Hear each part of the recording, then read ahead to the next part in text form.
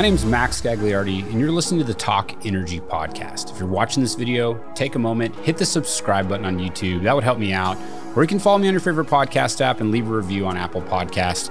This episode is sponsored by Blockware Solutions.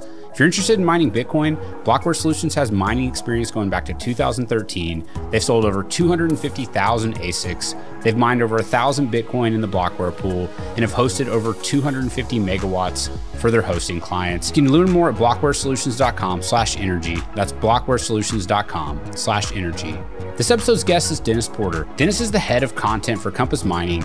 He's also very active in the political space for Bitcoin, which is why I wanted to have him on. I know he's working with groups around the country trying to get politicians involved with Bitcoin, and it's gotten very popular lately for politicians to come out and say, hey, we support Bitcoin, but are they genuine? Are they not? What is really behind the motives? Is it just to try to win votes, or are they really sincere about being pro-Bitcoin? Dennis gives his thoughts in this episode. This episode, we discuss the politics of Bitcoin, and we talk about the various groups that Dennis is working with around the country to try to help on the state and federal level, get people educated and get politicians engaged on Bitcoin legislation. Dennis is a proponent that both sides of the aisle can come together on this issue, and he sees it happening, and we talk about it in this episode. And lastly, we discuss where Dennis sees politics and Bitcoin heading into the future. Hope you enjoy the show. Dennis, welcome to Talk Energy. Thanks for coming on. Happy to be here, man. Thanks for inviting me on. Yeah, we met at like that mining conference, Scott's mining conference, a couple of months back, and you did a great job emceeing that. I'd love for him to let us, I want to release some of that content. I think they're going to eventually let us put some of it out, but that was a really fun one to do. Got to meet you there, and then we've connected just kind of on social media, and I've seen some of the stuff you're doing on the Bitcoin and the regulatory or political side. And given like that, I've said it a bunch on this podcast that energy is Bitcoin. I mean, let's face it, it's an energy-backed currency. Proof of work and the energy consumption is such a hot topic. And so I've basically decided that I can do as much Bitcoin content as I want. And since it's an energy podcast, and so I thought you'd be a great guest, so I appreciate you coming on. Yeah, man, glad to be here. You know, a long time ago, I decided that a long time ago in the Bitcoin world, which is like, was like 6 months ago, a year ago or so, I decided to really get heavily involved in the Bitcoin political space. So I'm sure we'll talk a ton about that. And I've really recently, as of several months ago, made Bitcoin mining a real big focus of mine. I think that they're the most vulnerable politically. But yeah, it was great to meet you in, what was that, Austin? And we were doing I was emceeing the conference there, Scott's Mining Conference. Had a great time. I was just talking to the organizers. They're going to do it again in October. So hopefully they liked my emceeing and will bring me back to chat a little bit about it. Yeah, I hope that they do it again. I mean, it was good, and I thought it was professionally done. But why don't you start off and just kind of give a little bit of your background, what you've been up to, and then we'll launch in from there. Wide-ranging background. I'll stick to my Bitcoin background. Discovered Bitcoin in 2017, fell down the rabbit hole really, really deeply. Wasn't one of those people who heard about it and then had to hear about it and then leave it and come back to it a few times. Like the moment I heard about Bitcoin, I was immediately drawn in. At first I was told it was anonymous internet money, and I thought, bullshit, there's no way that's possible, which I was kind of right to some extent. It's not totally anonymous, but that's what hooked me in. And I immediately started going down that rabbit hole, and really got attached to guys like Andreas Antonopoulos. Loved all of the content he put out in the early days, all the speeches he did. I was really drawn to this idea of banking the unbanked, and being able to use Bitcoin as an external financial rail for people all over the world. So really, really, really loved it. Was a private Bitcoiner. So 2017, I was in awe during the block size wars, watching that happen online, but stayed very much an anon at the time. Started mining out of my basement, got up to here's some of my old ASICs, which, maybe they should be turned on, but I moved recently, so I had to unplug them all. But I was mining with up to 20 ASICs at the time, 2017. Wanted to go all in on Bitcoin mining and just YOLO into it. But my partner at the time, she stared at me and she was like, I don't know if this is such a good idea. And if this doesn't turn out right, I don't know if this is going to be good for our relationship. Cause I was ready to put it all on the line, right? Bear market came, 2018 crash happened, probably ended up being a good thing that I didn't, go all in. I'm not sure how well my relationship would have survived, but still stayed very, attracted to Bitcoin, kept learning about it, kept reading about it, and would occasionally talk to folks about it, but really stayed pretty private about Bitcoin itself, even though I was obsessed with it. I would say 2020, when Michael Saylor came around and started, just boldly professing Bitcoin to the masses, that really emboldened me to get out there and start speaking about Bitcoin. And then in January of 2021 is when I launched my public self, right? I actually really, you'll find I'm not really been on social media my entire life, to a certain extent, like maybe when I was much younger, but that was like Facebook. Nobody uses Facebook anymore, right? So yeah, I became very public because I felt like this is the right time and people really need to start speaking about Bitcoin, and launched on Clubhouse, despite the fact that I had a very hard time speaking in public. Was willing to grind it out and get to the point where I could speak regularly and efficiently about Bitcoin. Then I launched a podcast, got into politics, and then, there's a million things that have happened since then, but that's more or less kind of my background in Bitcoin and where we are up to this date. Was the politics stuff something you'd always been interested in, or is it something that you saw a unique opportunity with Bitcoin because of its emergence and then all the different things that are happening around the world, from the country adoptions to the, banning in China and all this stuff at the state level? Just your background on that front. Yeah. So been obsessed with politics my entire life to a certain extent. Grew up in a family where my dad was listening to talk radio very regularly, and just fell in love with the drama of it all and the permissionless nature of it all. Like, anybody can run for office. Anybody can go do grassroots organization. Like, no one can truly stop you, especially in this country, right? We're very fortunate to live in a country where we're allowed to express our diverse political opinions without being thrown in jail for the most part. Right. We're still like that in this country. So I've always been fascinated with it. 2016, really got drawn into the conversations, 2015, 2016. And then in the 2018, 2019, 2020 cycles, became very politically active.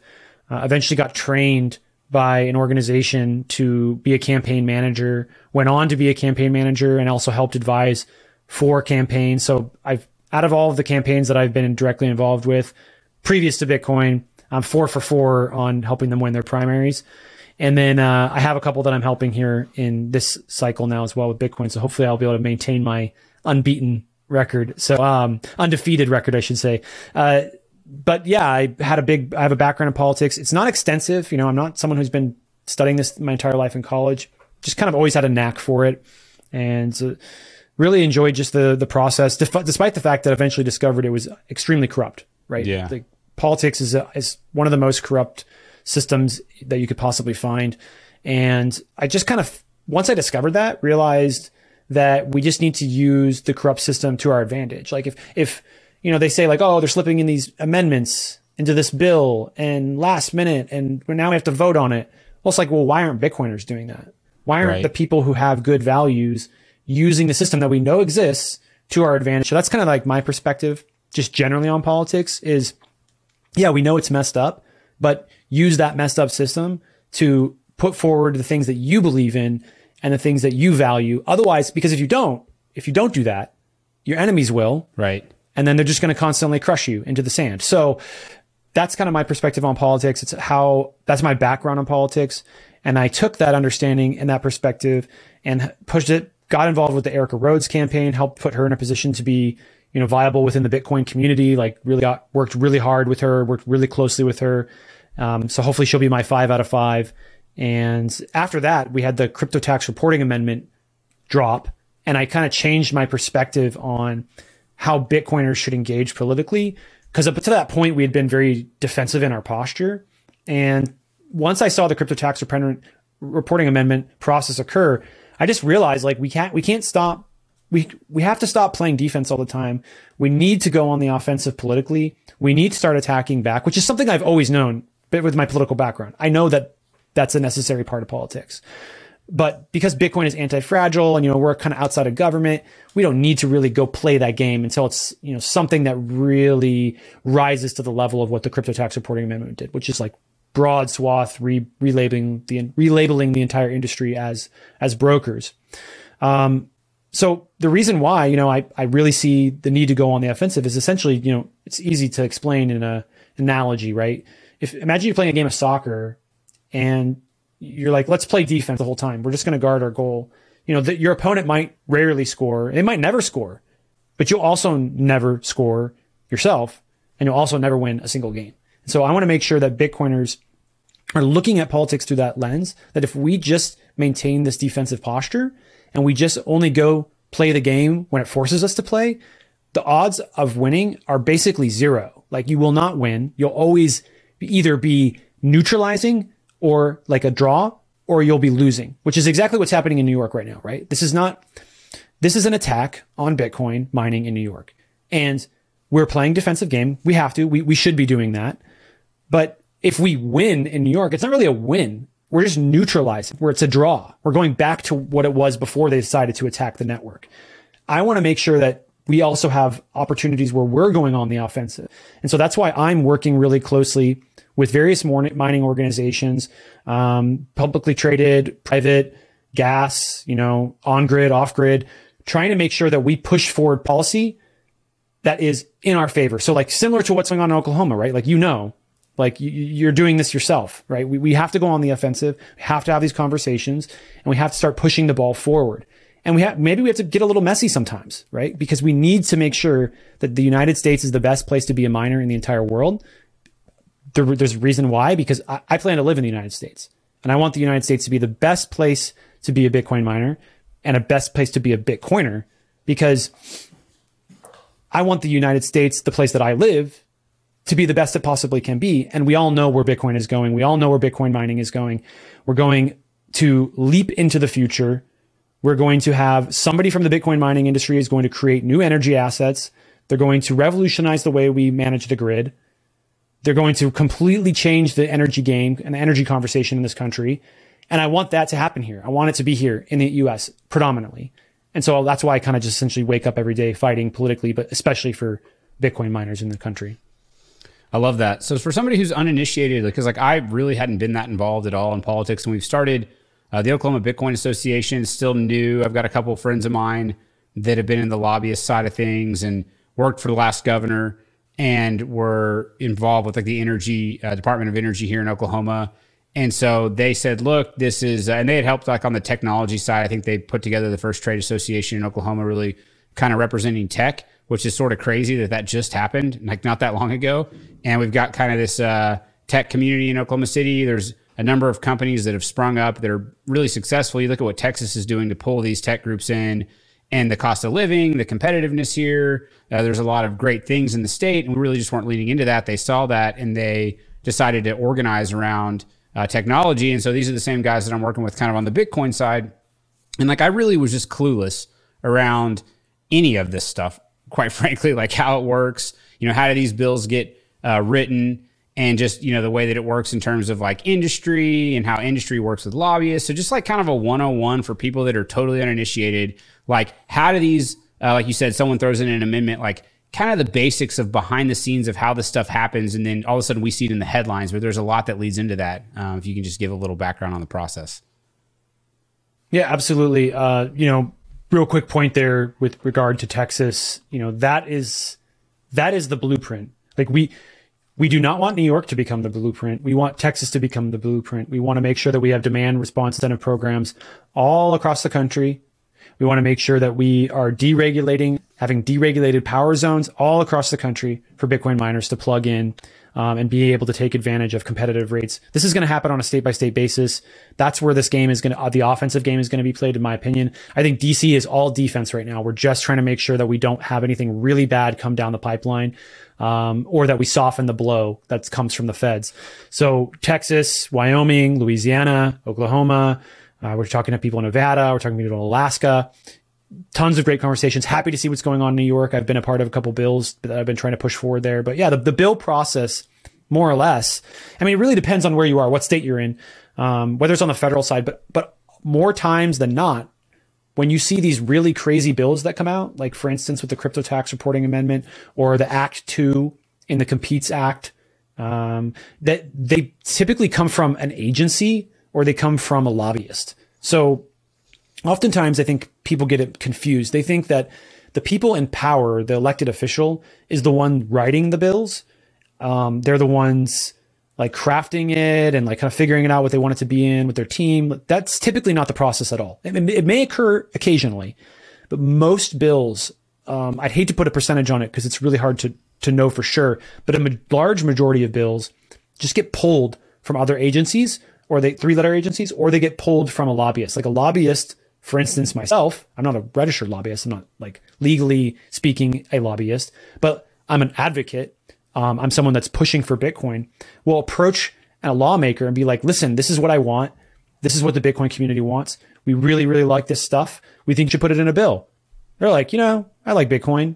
Cool. This thing's very popular right now. All right, let's put it in a bill. Let's see if we can get it passed. That's like literally how it happens. Not only for myself, who's just an advocate, but registered lobbyists as well. They'll even go as far as to not just say what bullet points to put in the bill. They'll actually write the bill themselves, the lobbyists, and then give it to the lawmaker. And the lawmaker will either submit it as is, or they will put it in front of a couple of people and say, hey, how do we shape this to make sure that it has a good chance of passing in our state, right? The federal side's different. Like everything's the same. That's why I think a lot of people like to play at the federal system, because there's a lot more money, there's a lot more power, but also because it's just like, you don't need to figure out how to make the bill work to fit the program, because it's the same program every time. Whereas Texas is very different from California, which is very different from New York, which is very different from Alabama, Mississippi. Like they all have their own governance structure and how bills get processed. And because of that, it makes it very difficult to just like copy and paste. So what's one side of it, right? Is the lobbyists, the advocates, the grassroots organizers, like fighting for what they believe in, right? The other is just like an agency. Like I think it was the Crypto Tax Reporting Amendment was pulled, either that or it was the Act 2, was pulled from the Treasury Green Book, which is just like this book where it's like, hey, this is a really great way to add money to the balance sheet of the US government. You can just go and pass this bill and you can tax these folks, and we structured the whole bill for you. You just go look through the book and you just pick something and go, oh, this looks like a good bill to pass. And that's more or less how I think it was the America Competes Act was passed, because they're just like, oh, we can just tax this new industry. This is an easy route to go. So that's more or less the majority of how most bills are brought up. I don't know about the passing process is obviously a whole different situation, but almost very few policymakers actually write policy. It's either lobbyists, advocates, or these 3-letter agencies. Yeah. And that was the part that I guess I kind of knew this intuitively, but then seeing it a little bit up close, and you kind of hear the word lobbyist, and if you don't know anything about politics, maybe there's like a negative connotation there. But the reality is these politicians they're busy. They've got schedules. They don't have the time to be experts on every issue. They've got constituents, exactly. Right? And the constituents are typically, they're either people, individuals, or they're businesses. And so if you're a business in a jurisdiction and you have an issue that's important to you, well, how do you get that in front of the right lawmakers? And the reality, I'm a business owner. I don't know the representatives at our state level. I mean, I know a few now because I've tried to make those connections, but you have lobbyists that are, from that world, have either worked on campaigns or in politics. They have relationships with these people. And that is truly the way to bridge the gap. Because let's face it, in business and in life, a lot of things are relationship driven. That's just how things work. And so they're kind of facilitating these conversations. And then to your point, a lot of times they're facilitating the actual language of these bills. And so I don't know, yeah. I guess none of it was really that surprising, but as I saw kind of how some of the sausage was made, it made sense. It started to click for me. And I saw the importance of why it matters to have people like you or advocates that are talking to these people. Well, and then really quickly, there's something that you said that's super important is it's not exactly the policymaker's fault, right? Like they have all of these issues that they have to cover. They have a very wide range of topics and issues and voter blocks to appease. And so in order to actually go out and be able to appease or write the policy that those people want, they just don't have the time to do it themselves. So what they have to do is they have to lean on folks. So first they'll just lean on staffers, right? Like obviously you have your staff, you hire them for that exact reason. They either become hyper focused on one specific type of policy. They're managing your schedule. They are helping you run your campaign, right? All these different roles, but you lean on them, and they are usually much younger.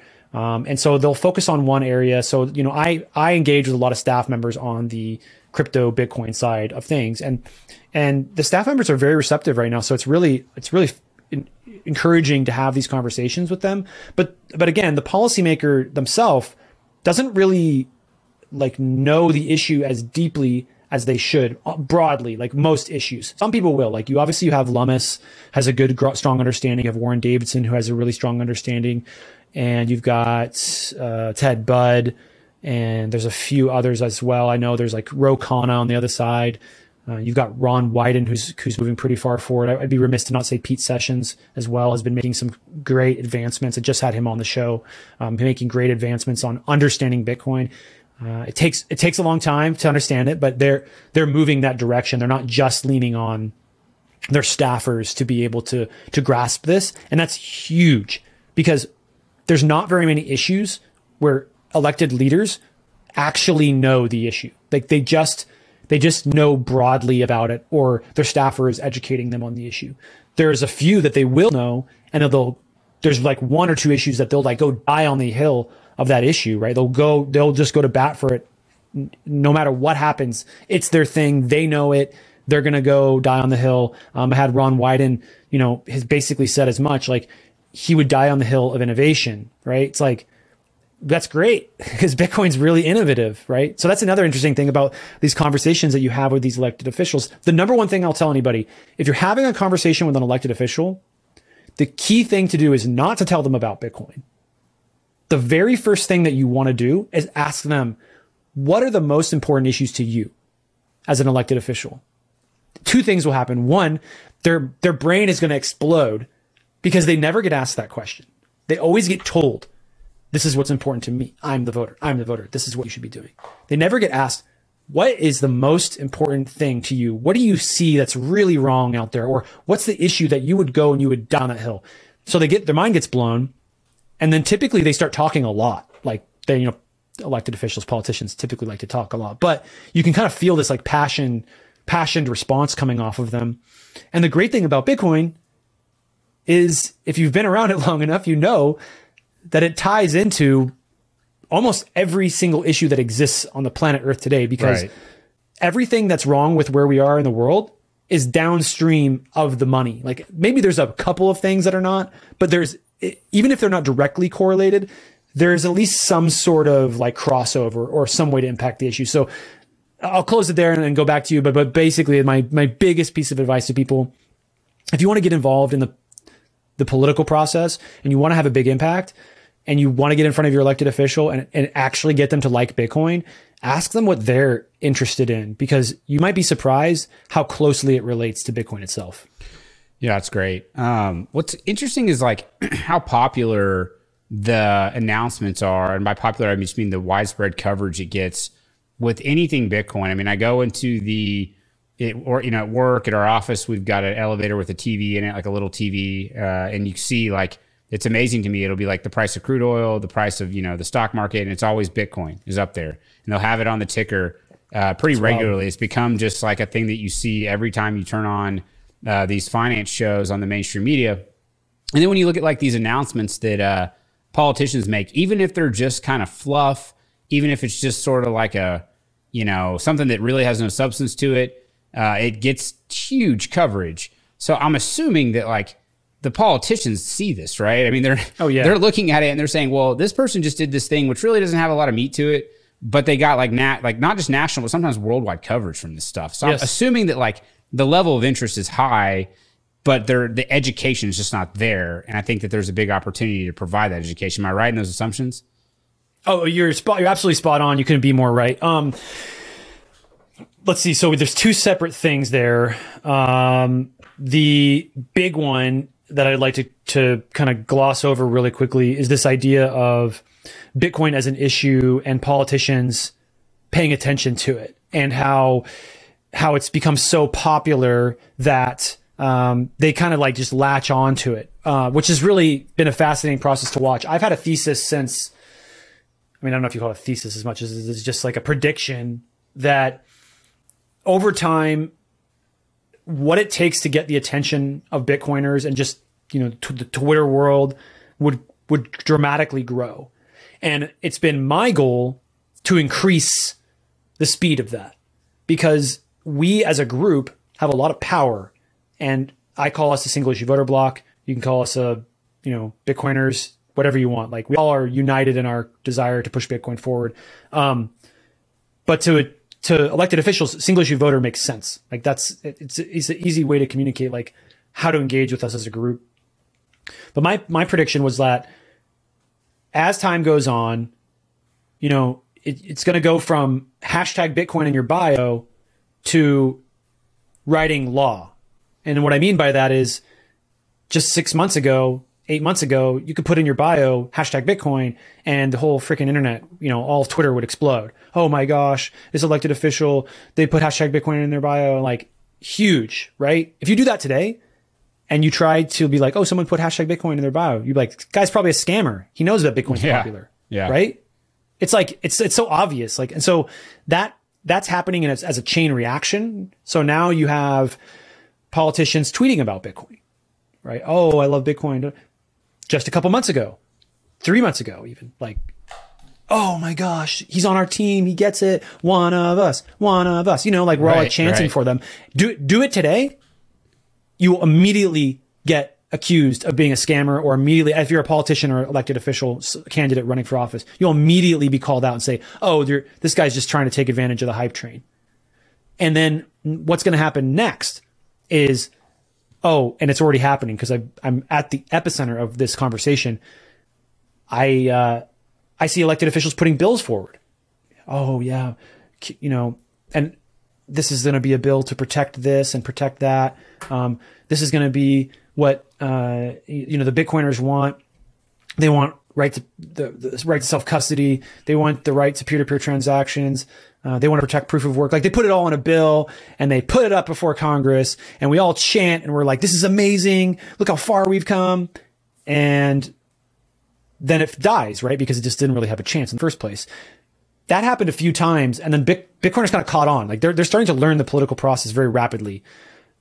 They're like, oh, you can just write a bill and put all these cool things in it and like put it forward. Like, you're some sort of like Bitcoin champion, which I have been pushing for elected officials to do this because I think it's a healthy part of the process.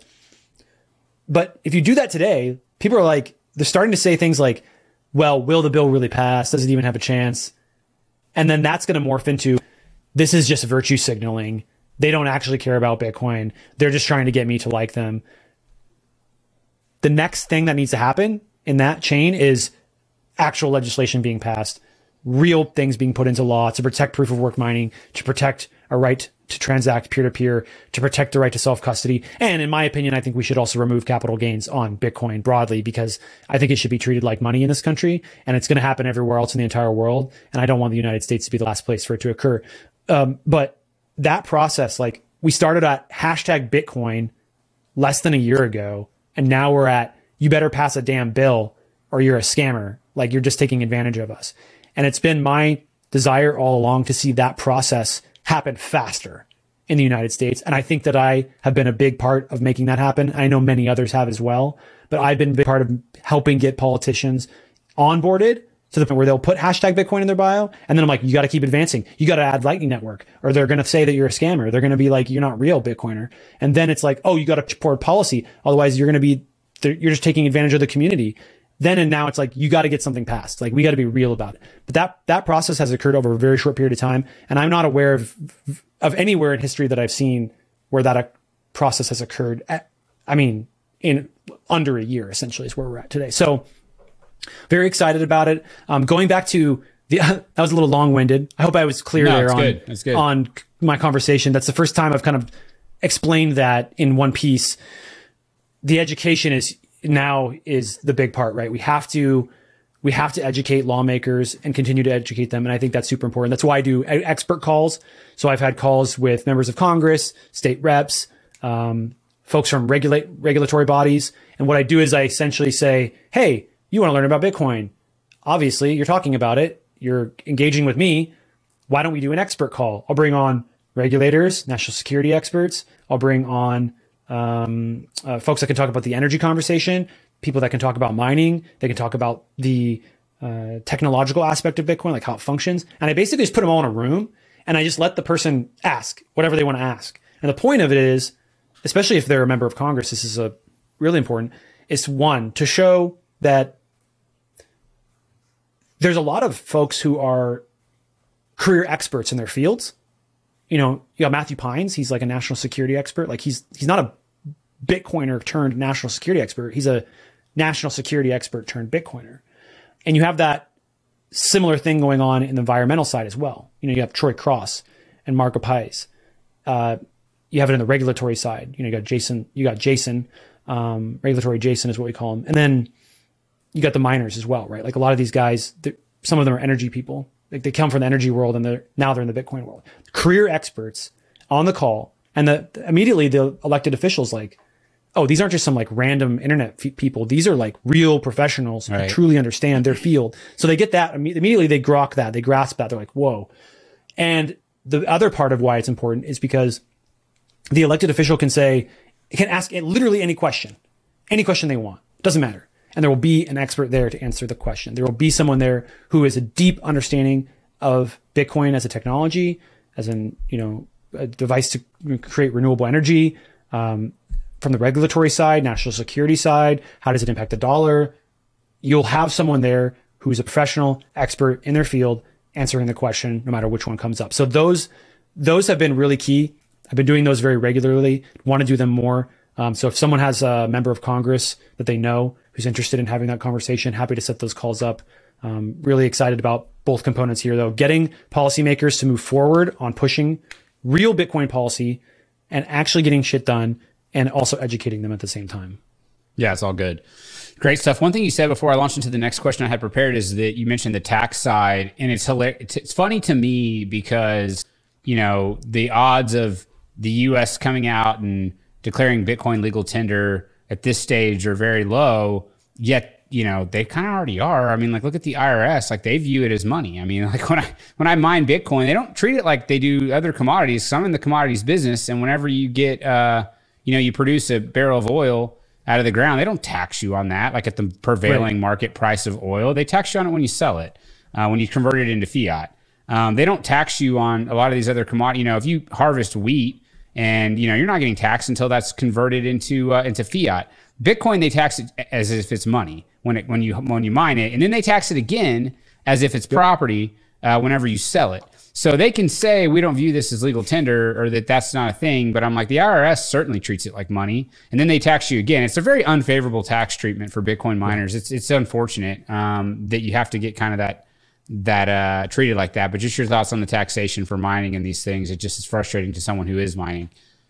Oh, it's not frustrating. It's borderline unconstitutional. I mean, it's ridiculous that you're getting double taxed. When they go to mine gold, do they tax you when you pull it out of the ground? No. Do they tax you the moment you finish building a home? No, there's nothing on this planet that the government just like says, oh, you've created something. Well, we're going to tax it. Right. It's a ridiculous, like I said, borderline unconstitutional, maybe is unconstitutional. I'd have to get someone to look deeper into that to figure it out for sure. But either way, just broadly, it's just extremely unfair form of taxation. Like, there's no reason to be taxing Bitcoin miners at the moment that they mine the Bitcoin, and then again if they decide to sell the Bitcoin. It's totally ludicrous. There needs to be a complete overhaul in the tax system and the way that we tax Bitcoin. This goes back to, I think it was like 2014 is when they started doing this. They started to double tax Bitcoin miners. And that's one of my key issues that I'm super focused on. I'm working with a couple people who it's also one of their key focuses on. And I'm going to be probably starting an organization just because there's no one else talking about it. There's no one else doing it. And somebody needs to get in here and start battling these battles for Bitcoin miners, and not just from a defensive posture. Like, I love what everybody is doing. I love the actions that are being taken place amongst, like, you know, the Digital Chamber doing killer work, Blockchain Association doing killer work. You've got a lot of different organizations out here really just like slaying away defensively, getting shit done. But they're not in a position to do what I can do, which is go offensively and just get this stuff done. Like, we need to fight back and destroy this bad taxation policy. We need to start creating tax incentives for Bitcoin miners in various states. We need to create demand response incentive programs for miners in all 50 states, in my opinion. Like, Right. why are we talking about just Texas? Like, Texas will run out of excess energy at a certain point. And if we want to stay ahead, if we want to be competitive as a country and be the ones that are number one in Bitcoin mining all the time, all the damn time, we need to be thinking really far in advance. That's what Bitcoin tells us. We all know we need to lower our time preference as much as humanly possible when we're thinking about Bitcoin. And if we're really thinking about lowering our time preference, we have to think outside of just Texas. Love what Lee Bratcher is doing there. Absolute blue map of what we need to be doing across the country. So incredible. I'm like, want to see what he's doing done everywhere else, but we need to start doing that now and not when, oh, look, Texas has run out of room to grow. Let's start looking in other countries. Like, we need to start to think 10 years into the future when it comes to Bitcoin at minimum. Yeah. I would love to see it. Like, I love the unconstitutional angle because to me, they're treating it like legal tender is what they're doing. By the way, they're taxing it. They're treating it like they're not necessarily legal tender. They're treating it like money. Right. And so I don't know if necessarily that falls into the definition of what is, legal tender, but basically to your point, like, let's find some other, things that are treated like this. I don't know of any. I mean, I'm sure there may be something out there where you make something, whether that's a physical or a digital product, but you're making a digital product. There's operating costs to make it. You're being taxed as if it's money, yet they're saying it's not money. Then you're getting taxed again like it's an asset. It to me is like, if this could somehow be fought and taken to like up through the courts, I think it may put a gun to their head to say whether or not this really is money, and they're either going to need to classify it as money or an asset.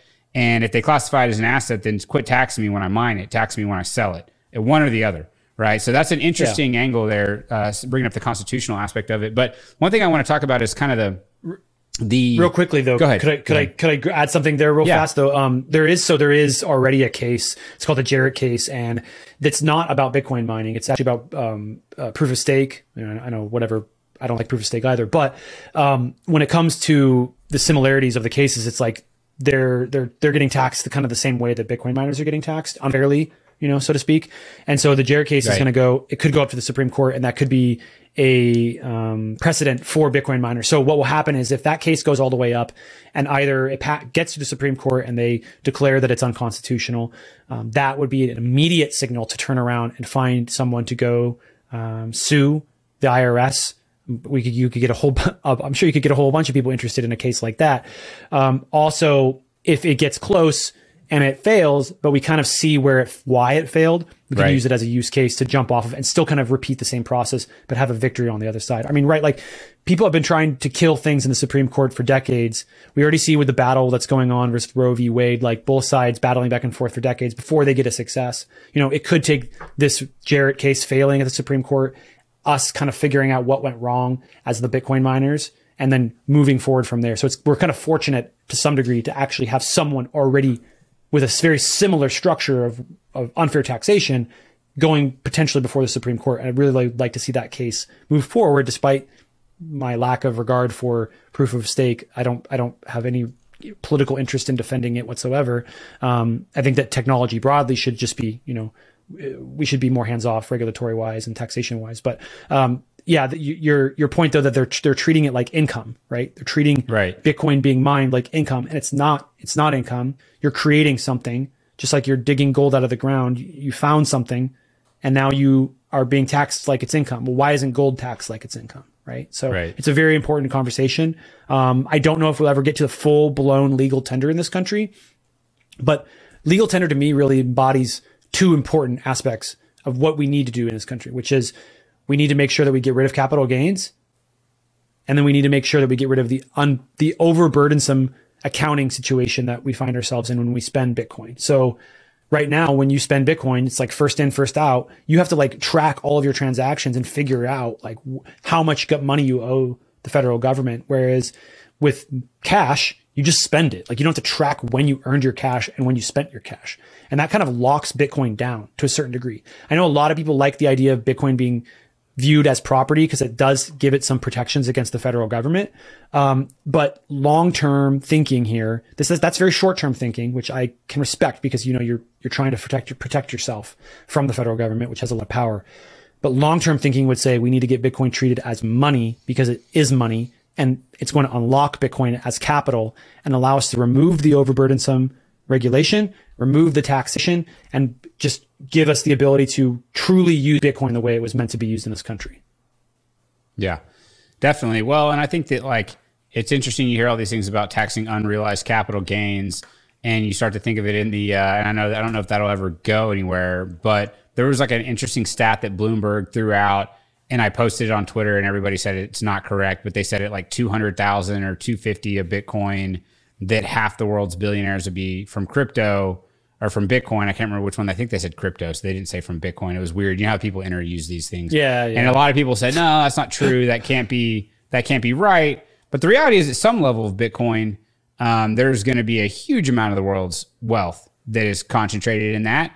And look what we just saw with Elon Musk and buying Twitter. When you can, when certain groups or certain people accumulate mass amounts of wealth, it can be very disruptive. So we'll see how the tax thing plays out. I think that that's going to be, my personal opinion is going to be that Bitcoin adoption cannot be stopped, but they're just going to want to continue to take as many taxes out of it as they can. That's kind of my personal, because everyone's like, the government's going to ban it. I'm like, nah, they're probably just going to tax the crap out of it forever. And even more so, find other ways to do it, if I had to guess. But I don't know. That's not a question. I'll move to the next question. I've got this whole idea I've got something Bitcoin there too, though. Go for it. Go for it. You're talking about all the stuff I love to talk about here. So it's great. Either you did really great research or you're just in sync with me. Yeah, you're right, Bradley, because like we're all going to get a lot wealthier, right? So we're going to have a lot more influence and a lot more power, and that's just going to continue as time goes on. So maybe we'll just get to a point where we have so much power and influence that, they can't stop us from removing the taxes, right? Because everybody's a Bitcoiner at that point. The other thing too, I think that's important that you said, which is critical here, is that the Overton window has shifted. We're not talking about, which is huge. We're not talking about banning Bitcoin in the United States anymore. 2 years ago, banning Bitcoin in the United States was the common narrative that this was going to happen. There's no way they would let this thing exist. There's no way they'd let it be. I would say it was I was a little bit early on this one. I wouldn't say that I was a lot earlier. I wasn't way ahead of everybody, but I was definitely a part of the conversation around like, no. You aren't bullish enough on Bitcoin, right? Like I kept telling people that you aren't bullish enough on Bitcoin because you think that the incentives aren't strong enough for it to impact the United States. You think that the incentives aren't strong enough for it to influence members of Congress. And that story has been told, and I'm on the right side of that story. It has impacted members of Congress. It has influenced the United States, the incentive structure. And we do see game theory playing out in a way where now the United States is number one in Bitcoin mining. And we have 20x more pro crypto, pro Bitcoin members of Congress than we do against it. Like it's a massive disparity. Yeah. So that's the Overton window part, I think, was just a really important part. And it's going to continue. I think that'll continue to shift where like it becomes even more nuanced, the things that people are fighting over versus, I mean, it's almost like the people that are arguing that Bitcoin's a Ponzi scheme or whatever, they're actually at the same time kind of already conceding that it's not in a lot of ways. It's ridiculous. I mean, there's ridiculous people that argue stuff on Twitter, but I'll shift to this next point is that you look at like, it seems at some level, there are kind of like red-blue boundaries being drawn, certainly at the state level, if you look at the difference between like what New York is doing and what Texas is doing. And I see a lot of similarities again with oil and gas and energy. And I think that I've done enough energy content and dove down the rabbit hole deep enough on the energy side to research like renewables and all these new technologies that are coming out. And I get more and more cynical around it. And I think that energy in a lot of ways, I don't think this, I know this, is that it represents sovereignty. You know, if a state has a lot of energy like Texas, they're one of the largest economies in the world. I mean, they are a huge driver of the power of the United States, quite frankly, with the amount of oil that they produce. And so I think that the sovereignty element to oil and gas is a much bigger factor behind the green movement and the renewables push than the politicians will let on to believe. I think there are plenty of altruistic people in the constituents that just want to save the planet. They believe in the climate and we're doomed and all these things are happening. And they're very altruistic and they believe that these are the best ways to solve those problems. But I think at the political level, a lot of it is around power and around sovereignty and seeing that states that have these, these resources have a lot of power and how can we rein that in? And so I'm seeing those lines kind of drawn a little bit with the moralization of Bitcoin mining, energy usage, a state that may not have, the advantages that like a Texas has, New York, it's like they should be embracing this. But look at what they did with fracking. Look at what they did with natural gas. I mean, they have like this world-class resource, one of the best resources. I mean, there's an ocean of natural gas under New York, and they just killed that industry dead, right? And then you look just across the border, Pennsylvania, and the amount of prosperity that's happened there is just unprecedented. I mean, it's like the steel, when all the steel mills sprung up last century, and all these things happening. And so is it going to continue to be this bipartisan thing where, like, I know Bitcoin's not partisan, but will we see these battle lines continue to be drawn, or is that something you're trying to work on to bridge that gap? Threw a lot out there. Sorry. No, it's great. Glad you brought it back around to the battle lines being drawn. It's a conversation that I have a lot with folks in the space. We all are very hyper concerned with it becoming a partisan issue. And the approach currently has been, well, we need to, tell, and this is just kind of the conversations that are happening in like the political circles. It's like, we need to tell the Republicans to be a little quieter on Bitcoin because they're going to scare the Democrats away, and it's going to create a bad situation where Bitcoin becomes very partisan and it's one-sided, because if the Republicans latch onto it, then the Democrats are going to say it's bad, right? Because whatever the Republicans do is bad, and vice versa, right? If the Democrats were first to the game, and we can talk about why, Republicans were first to the game on the political side, which I'm going to write a note to get into because I think it's really, really important. So I've changed my perspective on that theory, on that approach. I think it's actually, it's like you're trying to tell Republicans to stop championing the issue because you think that it's going to drive Democrats away. But ultimately, you're denying the reality of Bitcoin's game theory. And you're saying that it's better for Republicans to be quiet. And I don't know if it's because that person is just understanding the typical political landscape. And they think that, if historically when Republicans have championed an issue, the Democrats have gone the opposite direction, or if they are a Democrat and in fact want Republicans to be quiet so that Democrats have a better shot at advancing on the issue. But in my newer opinion, the one that I'm starting to formulate, I think it's better to tell Republicans to like let off the reins, like just go after it, go after Bitcoin, do everything you can to advance on it. Because in where I am today, and I might change my opinion, but this is where I am today. I think that if Republicans run faster towards Bitcoin, it will just only advance and speed up the game theory to the point where Democrats are forced to move forward on the issue. Otherwise, they're going to get left behind, right? So we see this happening on a state-by-state basis, just amongst certain states, right? They're trying to beat each other out. Like, I've even talked to people in certain states who are like, we don't really want to share what we're doing in our state because we don't want the other states to copy us. They're going to do it eventually anyways. We want to like have an advantage. And so I think that it's perfectly acceptable to view it from that lens. Yes, Republicans might gain an advantage and they might move forward on the issue, but it will ultimately cause other people, other political parties, we'll say, not just Democrats, but other political parties to want to advance on the issue. And I say other political parties because I've been invited to conversations where other political parties are trying to make Bitcoin a key issue in their policy platform for their party, right? Because they see the energy and they see the excitement. And Republicans are doing a great job capturing that. Now, with regards to why Republicans were first to the game, I think it's twofold. One is obviously the energy conversation. Republican states are typically very pro-energy. I think that's obvious. You can see that in Texas. It's the most pro-energy state in the country, and that's where all the miners are going. Because of, I don't think it's directly because, oh, we like energy and Bitcoin likes energy, so thus we are pro-Bitcoin. I think it's Bitcoin's moving in, creating jobs, increasing tax incentives, increasing tax basis for the area. making the constituents happy, making the voters happy. And that isn't in fact flipping and turning and making the politicians say, oh, we like this thing. We like Bitcoin. And then they maybe start to learn, oh, Bitcoin's freedom money. Oh, Bitcoin has all these other aspects that makes it in line with Republican values. But Bitcoin is at its core non-political. So it aligns with either side. The other thing that I think is the driving force in why Republicans have broadly adopted Bitcoin from a political perspective, because it's not the voter base, to be clear. More Democrats own and hold Bitcoin and crypto than Republicans. So it has nothing to do with the voter base. It's just like politicians.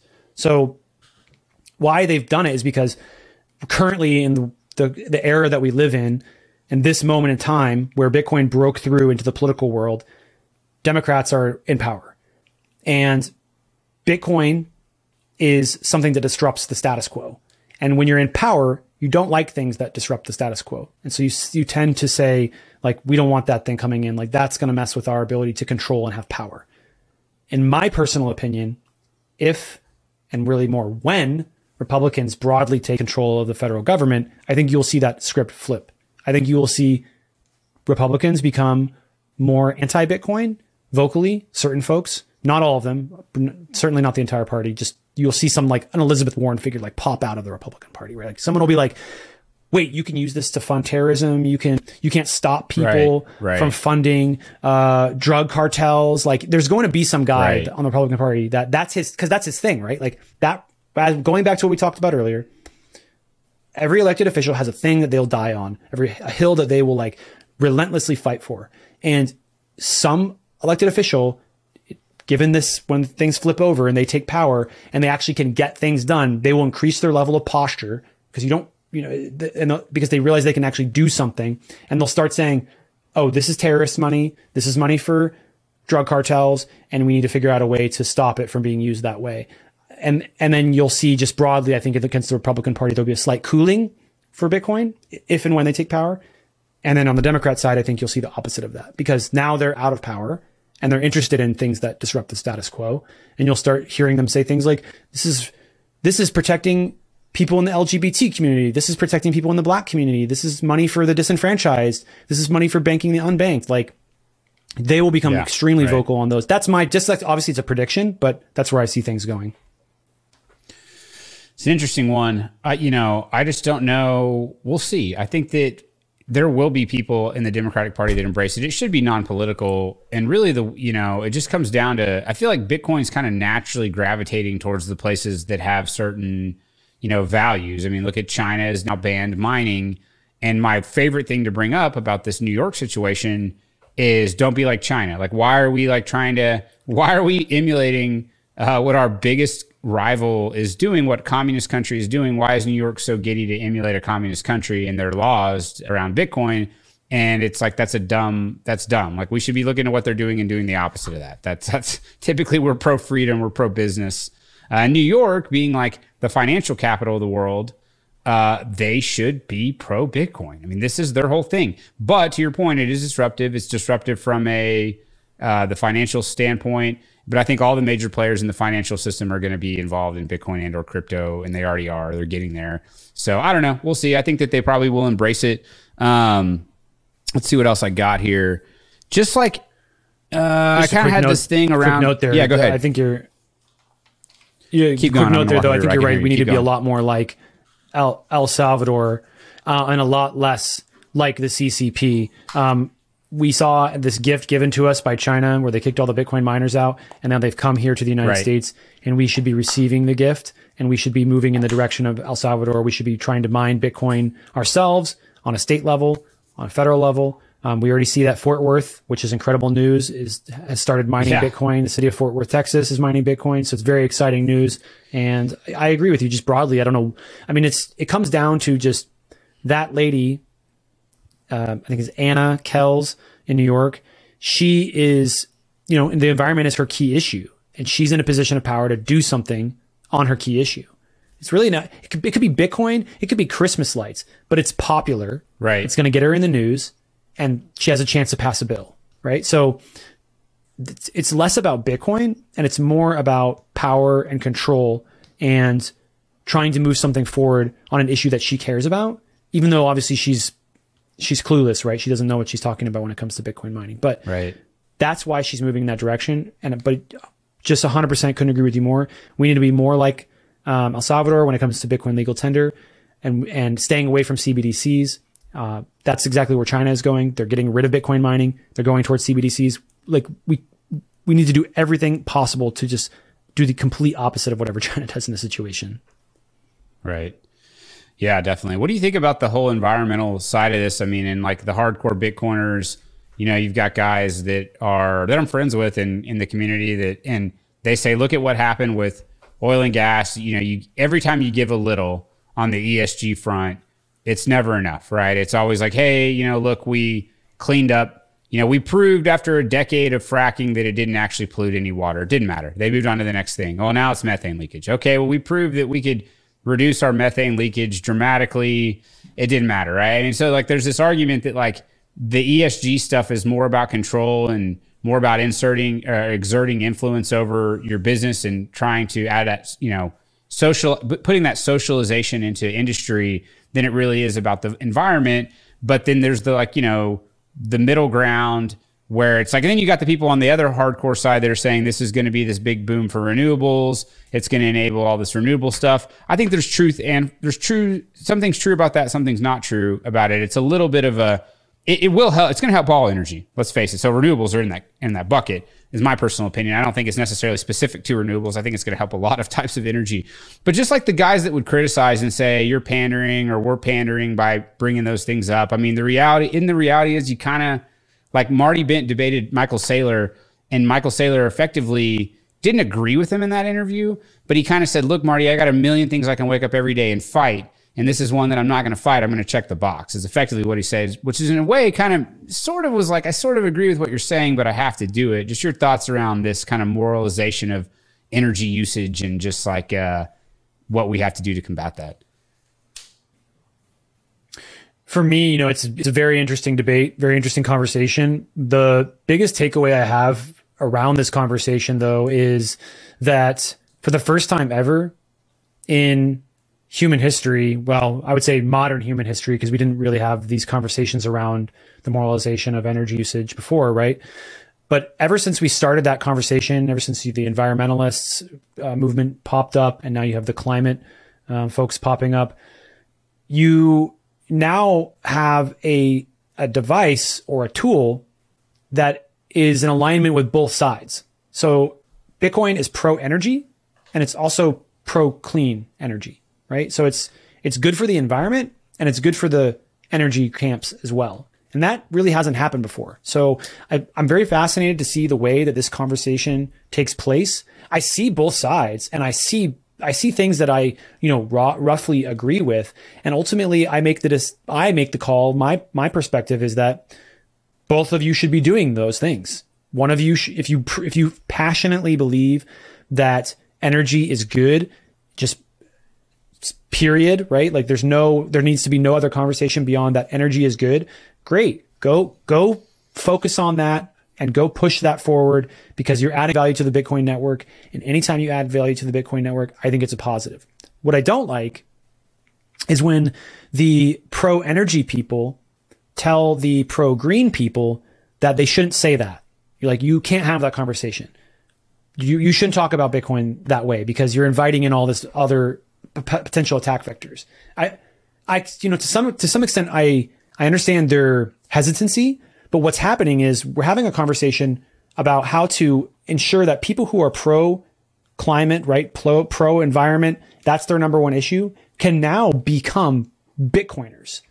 And this is important because those types of people, the people that are very big on climate and you know, securing the climate and also protecting the environment, they're some of the most impassioned types of voters, single issue voters that you could ever find. Like they'll chain themselves to buildings. They will starve them. They'll not eat.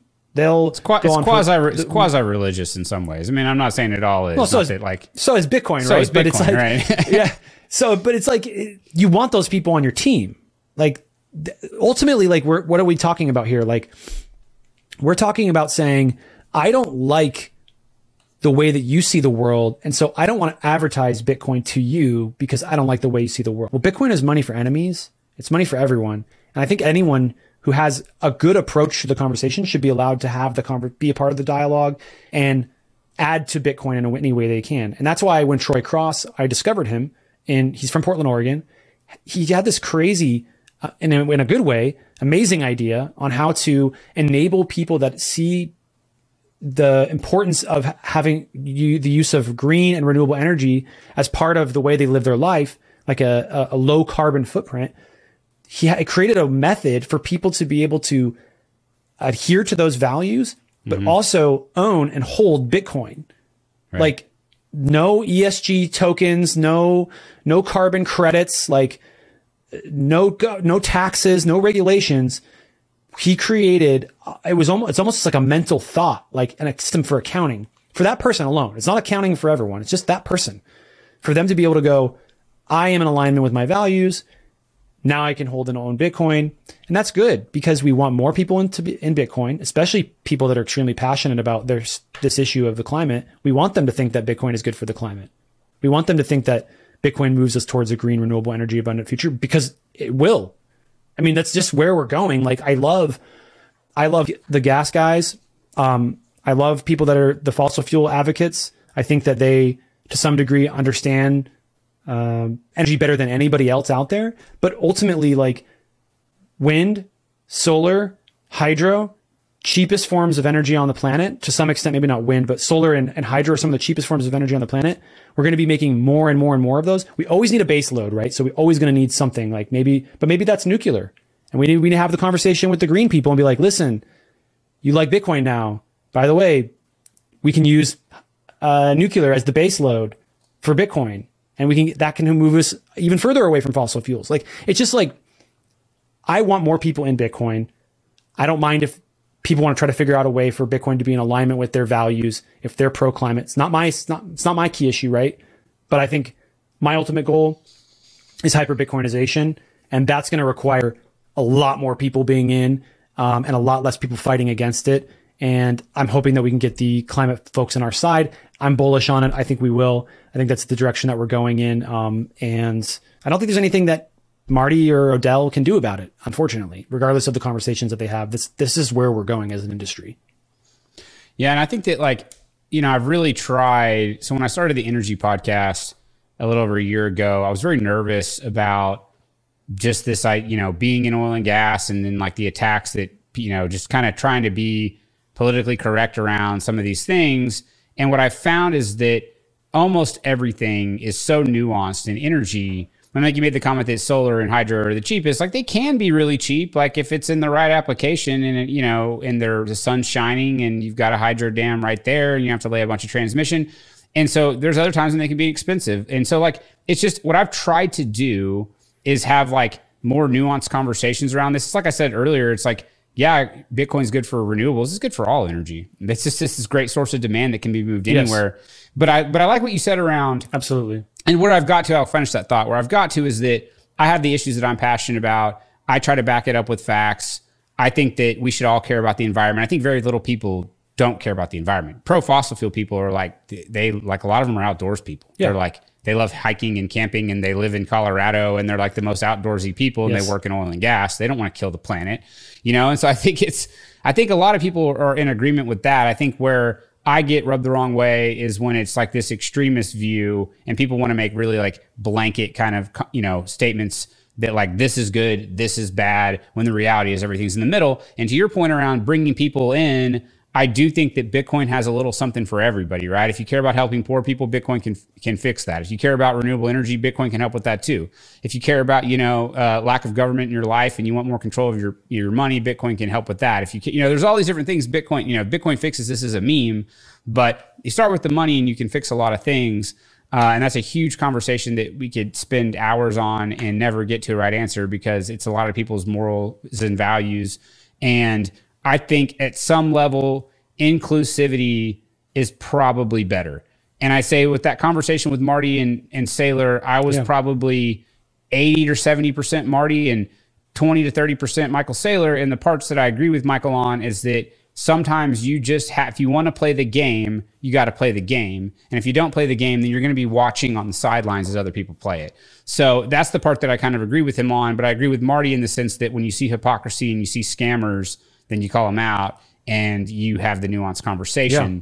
So that's kind of my high horse on the issue. It's complicated. I guess it's like, to be clear, I 100% agree with, to be clear, I 100% agree with the idea that a lot of what's going on in the ESG space is a scam. Carbon credits are a scam. A lot of the ways that people who value climate, people who value where we're going when it comes to the environment, they're being taken advantage of because they have something that they care about, and politicians and greedy corporations are coming in and selling them a lie. Like, broadly agree with that perspective with Marty and with Odell. And I just think that it's important to separate those companies and those organizations that are scamming Bitcoiners or that are scamming individuals.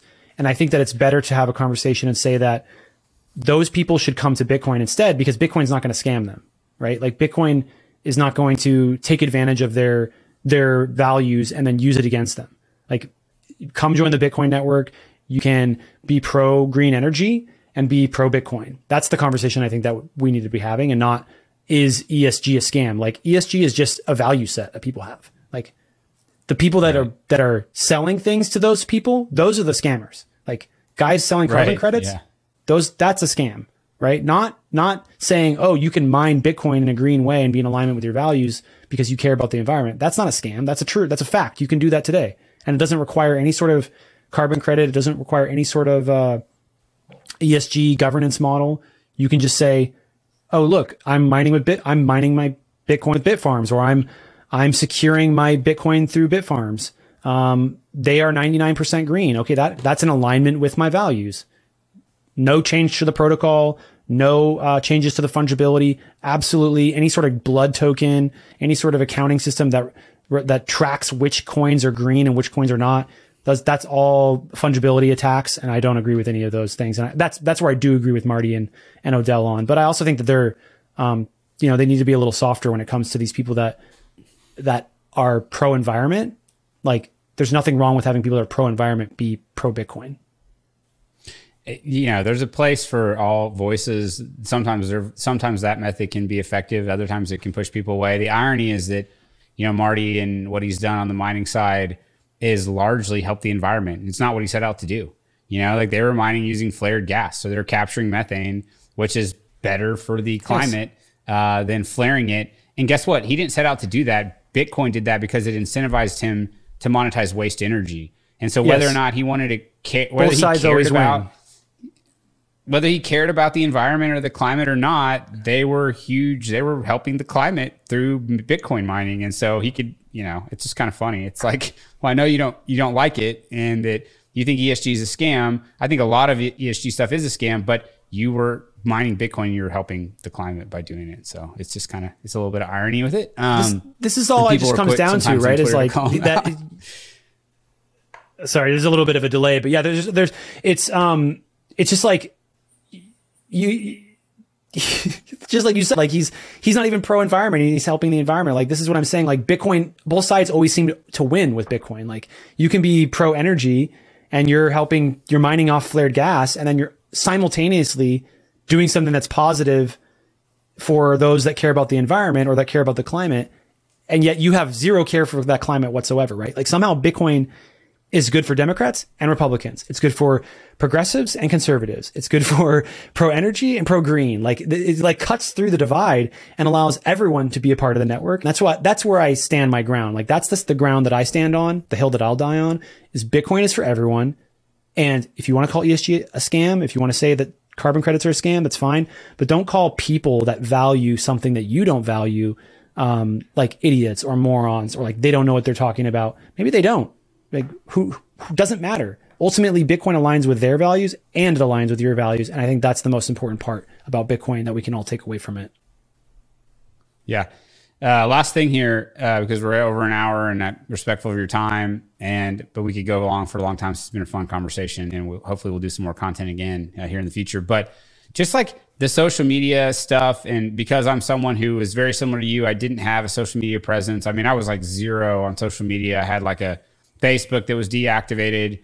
I had a LinkedIn with like I had a picture on there. It was like from my wedding photos, and people started making fun of me after about 7 years of being married. And they're like, you still have this picture from like your wedding. It's like your thing. So I just took it off because I was like, that's an old picture. And then I just wasn't posting. You know, I had 0 Twitter follower. I didn't have a Twitter. I had like a private one from a long time ago. But then I got into it, and it's been just this crazy kind of world for me. And this is more just personally for me. It's interesting, and me want to have a conversation with you. That's why I put it at the end, because I don't know how much guests will value this part of it. But just like, how have you, curated this audience? You do the breaking thing all the time. I love that, like, you've leaned into that and made that like a show name. If people were like ragging on you on Twitter for doing the breaking thing, and then you're like, guess what? Like, I named my new show like the breaking thing. And then, so number one, like, how did you curate this and get it built up to where it is? And then number two, how do you just handle like the amount of sensory overload? I mean, there's just crazies on social media. And even I, with my following that I have had just some bizarre interactions, people attacking me. Like, I was not like mentally equipped to be able to deal with all this early on. I'm starting to learn to process it, but just your thoughts on the social media stuff and all that you're doing. Yeah. So with social media, I mean, it's just a wild west out there, 24/7, 365. You open yourself up to quite a significant amount of abuse, especially if you want to be someone who has your own thoughts, your own ideas, and your own perspective on the world. If you want to be someone who is, what they call a LARP, like you're just essentially out here just parroting the party line, you're just in alignment with, all the things that Bitcoiners do. And you just broadly agree, which is great. I love a lot of the Bitcoin culture, but if you have thoughts that are, beyond their time, or early for their time, like being pro-political Bitcoiner, like that was very unpopular over a year ago. And I was one of the first people to be in the Bitcoin only camp, like very pro Bitcoin, like Bitcoin's going to take over the world. That was very actively pursuing and openly, aggressively engaging Bitcoiners to be pro Bitcoin. Not saying there wasn't pro Bitcoin people that weren't already doing a lot of the groundwork, doing a lot of hard work out there, but very few people were just actively grassroots like engaging Bitcoiners and saying like, we need to be hyper political. We need to push forward this policy, this policy, this policy. We need to be getting behind campaigns and doing it successfully, right? Because even Andrew Yang complained to me and said like that, Bitcoiners weren't very active before. And now all of a sudden they're super active, right? So it's kind of like this timing has just occurred. But yeah, with social media, man, it's, when you get to a certain amount of followers, and anybody over probably 50,000 followers can tell you this, it just gets to a point where it becomes very toxic to your mental state, and you have to start like making decisions to just defend your brain from outside influence, because we are not made to handle 50,000 people screaming at us every day, right? Like we're all, biologically, we have a Dunbar number, which is 150. We're only supposed to have relationships with up to 150 people. Go look it up. It's a very interesting study that they did with I think it was chimpanzees. And so the premise is you can't really have relationships with more than 150 people. It doesn't function. Your brain doesn't understand how to make all those connections. So when you're on social media, it's just like the opposite of that. Like your brain is just like completely exposed to so many different folks. And it gets to a point where like, I just have to defend myself, and people that are just aggressively like want to see harm done to me. Like I can't allow that person to continue like being in my life. Like if I was to go to a restaurant and every time I showed up, the waitress like berated me and told me that I'm an idiot and that I'm psychotic and like I'm like a piece of shit and that I should go F myself and that I'm an abomination and I'm a liar, like I will stop going to that restaurant. Like right. There comes a point when you like do to some extent have to like remove people's access to you as a human being. And that's what I have started to do. It's like, I don't like the idea of removing access to myself because I like the idea of free speech, very, very pro free speech, but some people just want to fuck you up. Like they just want bad things to you. Like they don't care about dialogue. And when someone they go from, okay, they occasionally question my motives. They question what I'm doing. Maybe they call me out occasionally and, say that I'm not reporting things accurately. Fine. But there's a line that people cross where they go from, trying to be a good contributor to the space and good contributor to the dialogue to, oh, they actually see me as like a bad person and they're out to do me mental harm. And that's when I start to remove access, because I'm here to promote Bitcoin and advance Bitcoin. And if I'm sitting around wasting time reading people's derogatory tweets of me and figuring out how to respond to them, that's an absolute waste of my time. I need to be focused on Bitcoin. Don't worry, people. When I make mistakes, I notice them. I mark them down in my brain and I go, don't do that again. And I move forward. I don't need to sit there and fall on my sword publicly for the next 2 to 3 days when I could spend the next 2 to 3 days advancing Bitcoin in the United States. It's a much better use of my time. If I was to fall on my sword every single time I made a mistake, I would be literally just I would be falling on my sword every single day, right? Because I'm out here in the public grinding away. And when you're doing that, you're making mistakes on a regular basis. And it just comes down to the fact that I notate them. I try to move past them. Sometimes I don't, because I don't agree with people. Some people say, oh, you made this mistake. I might disagree with you. Maybe I don't think it was a mistake. Maybe I did it intentionally. Maybe there was a reason that I did it that you don't understand because I didn't explain the whole story to you. So it's difficult because I'm very public, but also very private at the same time with a lot of the things that I'm doing. So keep grinding away if you're on social media. It's definitely one of those things where if you don't have tough skin, it's not the world for you. You know, grind away in private life instead. You'll probably be a lot more mentally sane because of it. Well, it's good advice, really good advice. And that's why I wanted to ask you, because I've seen you gain in popularity, and as I've gained followers, and mine is still, I mean, I'm like, you said 50,000. I'm like, shoot, man, I'm feeling it at 8 to whatever. I'm at almost 9,000 followers. I feel it now. And I've had to start, I went for a really long time, like not really blocking anybody. I didn't even start blocking people until like just recently. And it just became pretty obvious that there were people that were just like, they're just bad actors. It's like, I've never met you. You're a random stranger. Yes. You just want to come and attack me because that's like, you're getting some kind of pleasure attacking somebody who's putting themselves out there. And I'm like, why am I even like engaging with this? Like at first it was like when I had, hundreds of followers or a couple thousand followers, I felt like I needed to defend myself or, whatever, anytime someone said anything negative. And then you realize that the amount of negativity is going to continue to grow as you just gain followers. Like this is the bad and the good are going to grow too. Yep. And I've had this kind of saying that I've been living by lately. And I've said, find the people that love you and find the people that hate you or don't like you and find them like as quick as you can. And you're better off for that, right? Because you're finding the people that enjoy what you do. And if you find the people that don't enjoy what you do, good, noted. You probably wouldn't have liked me anyways. So it's like, that's fine. I'm going to put you in that bucket and I'm glad that I found it. And just do your thing. And I think that, not giving it the mental focus for me has been kind of an aha moment where you're like, why do I even care about this? And if someone's really being toxic or just ridiculous and they're not it's not like actual criticism that they're trying to make the conversation better, then I'm just like, get out of here. Like I'm going to restrict access because that's not what I'm here to do. I'm here to find my tribe and the people that like me and that want to have a positive experience. And so I don't know. I've been trying to ask people more because it didn't really get as bad as it's been until like the last few months. There's just been some bizarre like attacks, people just like saying fake stuff about you and propagating things. And you're just like, this is crazy. Like, who are these people? It's just like, it just gets kind of bizarre, to be honest, at some level. And then you have to kind of retool your mental framework around it. Yeah. Real quickly. The really frustrating part about, the whole situation when you're online like that is you get so big and then what happens is you get enough people that really don't like you and are willing to just kind of spend a little bit of every day attacking you. And it starts to make people that are kind of maybe neutral about you or that do like you, like think that there's a lot of people that really have it out for you.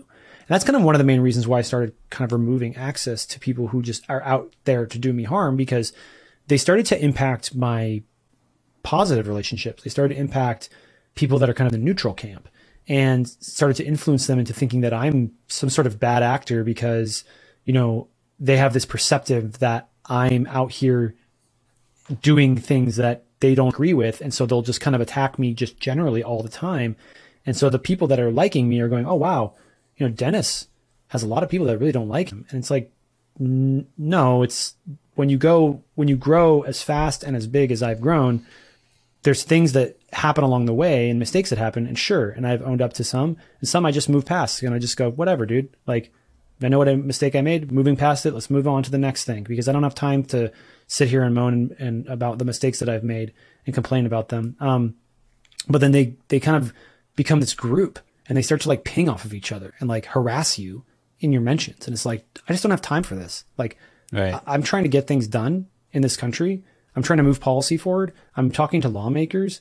I'm actually like handing, or, you know, no one say handing literally the legislation that they write, but like, I'm a part of the process that I described earlier. And like, all they think is like, I'm on Twitter just writing breaking tweets. Like, no, like I'm clearly not. Why you think I just got 100,000 followers just writing like breaking tweets? Like, there's a lot more to what I'm doing than just tweeting. You know, I have an entire 2 different shows that I've launched and ran. Now I'm on to my 3rd one, and I'm doing live shows every morning. I'm doing the tweets, but I'm also emailing, calling, having conversations with lawmakers like on a daily, almost daily basis. And so that's why, to me, it's frustrating when a small group of fringe trolls can actually convince people that I work with that I'm doing something negative. And that's when I start removing access to, because it's like, not only are you doing me harm, you're actually doing harm to my life. And that's what they ultimately want. Right? They want to do harm. Well, and I didn't mean to get into like this personal topic, but but I respect what you're doing, because I see the hustle. And as somebody that's like doing content, putting themselves out there, someone I've been an entrepreneur, I see, and when I see people that are like in the arena, I have respect for them. And there's people, you know, that do different things. And even if it may not be something that I'm like, oh, here's this person over there, you know, maybe I'm not totally aligned with everything they do, there's still a level of respect that I give people that are putting themselves out there, because it's hard to do. And I think people really like to latch on and try to tear people down that are successful. I don't know why. I think people makes them feel better in some weird way. But like, you know, prior to this online life that I've had, I had built businesses and companies, and we had some success. I was pretty quiet about it. I really wasn't out like beating my chest about it. And so one thing is that I've noticed is that if I say something about the success I've had in our business world, people want to attack that and say, this guy's, you know, a fraud. He's not real. His companies are fake. He's like, people say things like, I'm a trust fund kid. I'm like, that's crazy. Like, people that know me are like, dude, did you see this thing on Twitter? Like, people, all this stuff that they're saying, and they're like, that's totally crazy. Like, you know what I mean? And so what you find is that they're just bad actors. They're trying to just hurt you, basically. Yeah. And that you have to like remove those people. And it's been a process for me to figure it out mentally. Like you said, there's probably only so much our brains are supposed to be able to handle. And so I have respect for what you're doing. Yeah. That doesn't mean I'm always going to agree with everything that anybody does. I mean, like I'm like, sure. If you're agreeing with everything somebody does, like, you're probably not thinking critically enough. So, but the level of respect is there for you putting yourself out there. And I appreciate you taking the time to come on the podcast. It's been a great conversation. I've really enjoyed it. And hopefully we can find some ways into the future to do some content and or work together in the Bitcoin space. I think that'd be good. Yeah, Max, thanks for having me on. And I think at worst case scenario, I'll be coming back on the show, but I'll be working on policy side with you, fighting to make sure that the United States is the best place to be a Bitcoiner and a Bitcoin miner. Absolutely, Dennis. Thank you.